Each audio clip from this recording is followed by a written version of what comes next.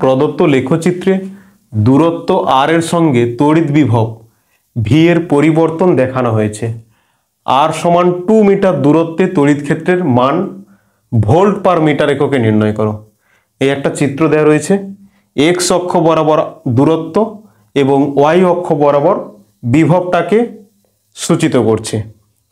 তাহলে বলছে যে আর সমান 2 মিটার দূরত্বে, মানে এই বরাবর আর আসছে, এই যে 2 মিটার মানে কি এইখানে আরটা হচ্ছে এই 2 মিটার, আর ওয়াই কত দেখতে পাচ্ছি, ওয়াইটা 4 মানে ভিটা 4, তাহলে এখানে 2,4 এই জায়গায় তড়িৎ ক্ষেত্রটা নির্ণয় করতে হবে।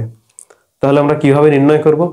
আমরা তড়িৎ ক্ষেত্র প্রাবল্য এবং বিভবের মধ্যে ইকুয়েশন জানি, ই সমান minus of del V divided by del R, E সমান del V divided by del R. আর যদি এর মানটা নেওয়া হয় তাহলে কি হবে, ই মড হয়ে যাবে পুরোটা। তাহলে এখান থেকে লিখতে পারি ই সমান del V by del R. এই ডেল ভি মানে কি, V two minus V one, V two minus V one, আর আর মানে কি del R, R two minus R one. V Y অক্ষ বরাবর ভি, তাহলে ভি টু মানে কত 4,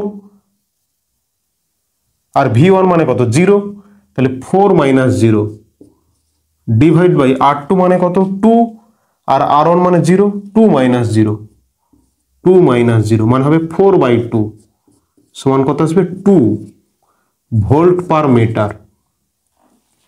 তাহলে অ্যান্সার এ। তাহলে এইরকম কোনো লেখচিত্র দেয়া থাকলে তোমরা সহজেই তার তড়িৎ ক্ষেত্র প্রাবল্য নির্ণয় করতে পারবে এই সমীকরণ থেকে, যে ই সমান minus of del V by del R.